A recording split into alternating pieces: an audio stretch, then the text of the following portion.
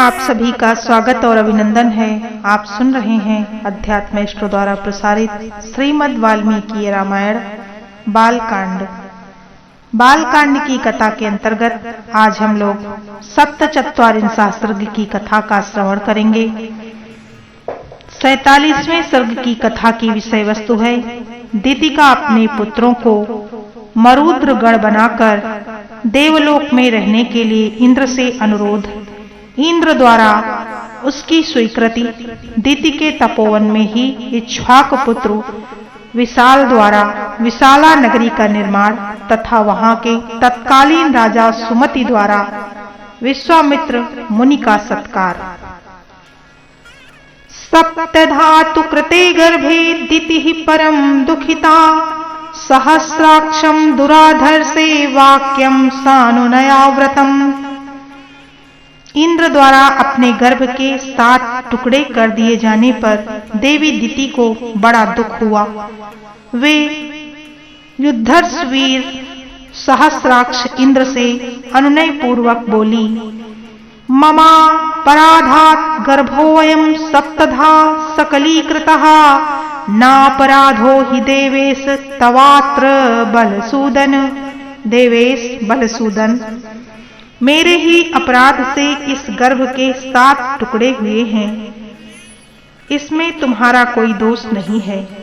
प्रियम तत्कृतमिच्छामि मम गर्भ विषय विपर्ययम् मारुतां सप्त सप्तानां स्थानपाला भवन्तु ते।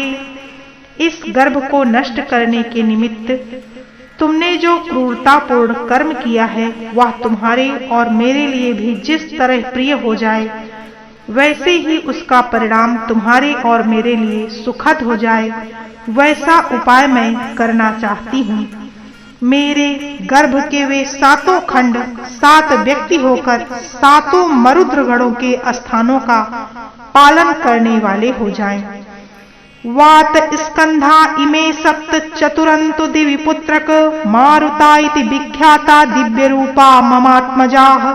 बेटा, ये मेरे दिव्य रूपधारी पुत्र मारुत नाम से प्रसिद्ध होकर आकाश में जो विख्यात 7 वात कंध हैं, आवह प्रवह संवह उद्धव विवह परिवह और परावह, ये 7 वात स्कंध, इन्हीं को 7 वात स्कंध कहते हैं।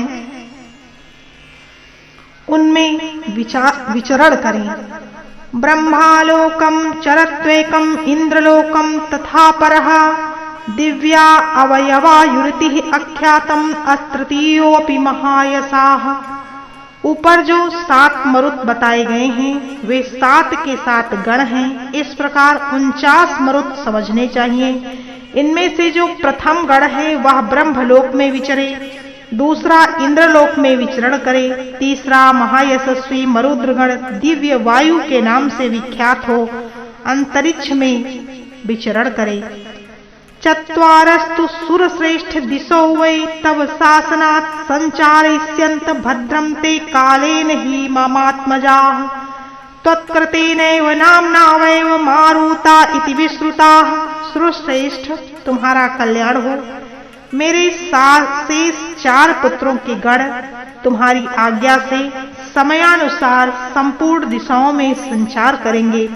तुम्हारे ही रखे हुए नाम से तुमने जो मारुदाह कहकर मुझे रोने से मना किया था, उसी मारुदाह इस वाक्य से सब के सब मारुत कहलाएंगे। मारुत नाम से ही उनकी प्रसिद्धि होगी। तस्यात्तद्वचनं श्रुत्वा सहस्राक्षः पुरन्दरः उवाच प्राज्वलिं वाक्यम् इतीदं बलसूदनः। दिति का वह वचन सुनकर बल दैत्य को मारने वाले सहस्राक्ष इंद्र ने हाथ जोड़कर यह बात कही, सर्वमेतत् यथायोक्तं ते भविष्यति न संशयः विचरिष्यन्ति भद्रं ते देवरूपास्तमात्मजाः। माँ, तुम्हारा कल्याण हो। तुमने जैसा कहा है वह सब वैसा ही होगा, इसमें संशय नहीं है। तुम्हारे ये पुत्र देवरूप होकर विचरण करेंगे। एवं तो निश्चयं कृत्वा माता पुत्रो तपोवने जगमतुर स्त्रीदिवं रामं कृतार्थाविति नः श्रुतम्। श्री राम उस तपोवन में ऐसा निश्चय करके वे दोनों माता पुत्र दिति और इंद्र कृतकृत्य हो स्वर्गलोक में चले गए, ऐसा हमने सुन रखा है। एष देशः सकाकुत्स्थ महेन्द्रास्युतः पुरा दितिं यत्र तपः सिद्धामेवं परिचचार सः। काकुत्स्थ यही वह देश है जहाँ पूर्व काल में रहकर इंद्र देवराज ने तपः सिद्ध दिति की परिचर्या की थी। इक्ष्वाको वस्तु नरव्याघ्रं पुत्रः परम धार्मिकः अलम्बुपानामुत्पन्नो विशाल इति विश्रुतः तेन च असीद इहं स्थाने विशालेति पुरीं कृता। पुरुष सिंह पूर्व काल में महाराजा इक्ष्वाकु के एक परम धर्मात्मा पुत्र थे जो विशाल नाम से प्रसिद्ध हुए। उनका जन्म आरंबुधा के गर्भ से हुआ था। उन्होंने इस स्थान पर विशाल नाम की पुरी बसाई थी। विशालस्य सुतो राम हेमचंद्रो महाबलः सुचंद्रः इति विख्यातो हेमचंद्राद अनंतरः। श्री राम विशाल के पुत्र का नाम था हेमचंद्र, जो बड़े बलवान थे। हेमचंद्र के पुत्र सुचंद्र नाम से विख्यात हुए। सुचंद्र तनयो राम धूम्राश्चैति विश्रुतः धूम्रास्वतनयश्चापि सृजयः समपद्यत। श्री रामचंद्र सुचंद्र के पुत्र धूमाश्च और धूमाश्व के पुत्र सृजय हुए। सृजयस्य सुतः श्रीमान सहदेवः प्रतापवान कुशाश्वः सहदेवस्य पुत्रः परम धार्मिकः। सृजय के प्रतापी पुत्र श्रीमान सहदेव हुए और सहदेव के परम धर्मात्मा पुत्र का नाम कुशाश्च था।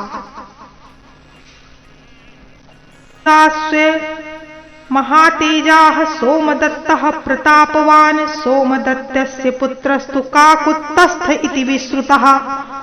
कुशाश्व के महातेजस्वी पुत्र प्रतापी सोमदत्त हुए और सोमदत्त के पुत्र काकुत्स्थ नाम से विख्यात हुए। तस्य पुत्रो महातेजाः संप्रत्येष पुरीमिमां श्रावयसत परम प्रख्यः सुमतिर्नाम दुर्जयः। काकुत्स्थ के महातेजस्वी पुत्र सुमति नाम से प्रसिद्ध हैं, जो परम कांतिमान और दुर्जय वीर हैं। वे ही इस समय इस पुरी में निवास करते हैं। इक्ष्वाको वस्तु प्रसादेन सर्वे वैशालिका नृपाः दीर्घायुषो महात्मानो वीर्यवन्तः सुधार्मिकाः। महाराजा इक्ष्वाकु के प्रसाद से विशाल के सभी नरेश दीर्घायु महात्मा पराक्रमी और परम धार्मिक होते आए हैं। इहाद्यं रजनीमेकां सुखं स्वप्नस्यामहे वयं स्वः प्रभाते नरश्रेष्ठ जनकं द्रष्टुम अर्हसि। नरश्रेष्ठ, आज एक रात हम लोग यहीं सुखपूर्वक शयन करेंगे, फिर कल प्रातः काल यहाँ से चलकर तुम मिथिला में राजा जनक का दर्शन करोगे। सुमतिस्तु महातेजा विश्वामित्रम् उपगतां श्रुत्वा नरश्रेष्ठं प्रत्यागक्षं महायशाः। नरेशों में श्रेष्ठ महातेजस्वी महायशस्वी राजा सुमति विश्वामित्र जी के पुरी के समीप आया हुआ जानकर उनकी अगवानी के लिए स्वयं आए। पूजां च परमां कृत्वा सोपाध्यायः स बान्धवः प्राञ्जलिः कुशलं पृष्टा विश्वामित्रम् अथ अब्रवीत्। अपने पुरोहित और बंधु बांधवों के साथ राजा ने विश्वामित्र की उत्तम पूजा करके हाथ जोड़ उनका कुशल समाचार पूछा और उनसे इस प्रकार कहा। धन्यो अयम् अस्य अनुग्रहीतो अस्मि यस्य मे विषयं मुने संप्राप्तो दर्शनं चैव नास्ति धन्यतरो मम। मुने, मैं धन्य हूँ, आपका मुझ पर बड़ा अनुग्रह है, क्योंकि आपने स्वयं मेरे राज्य में पधार कर मुझे दर्शन दिया है। इस समय मुझसे बढ़कर धन्य पुरुष दूसरा कोई नहीं है। इत्यार्थे श्रीमद् रामायणे वाल्मीकिये आदि काव्ये बालकांडे सप्तचत्वारिंशः सर्गः। इस प्रकार श्री वाल्मीकि निर्मित आर्ष रामायण आदि काव्य के बालकांड में 47वां सर्ग पूरा हुआ।